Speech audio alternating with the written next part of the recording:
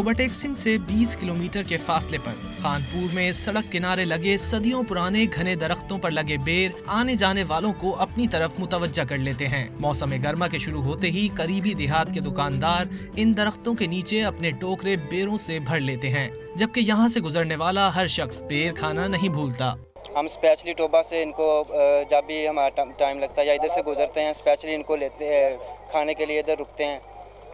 तो ये खानपुर की बेरियाँ बहुत ज़्यादा मशहूर है टोबा में। बेर बर्रे सगीर पाको हिंद के हर तबके में मकबूल है और दूसरे फलों की निस्बत सस्ता भी होता है। 4 किस्में हैं।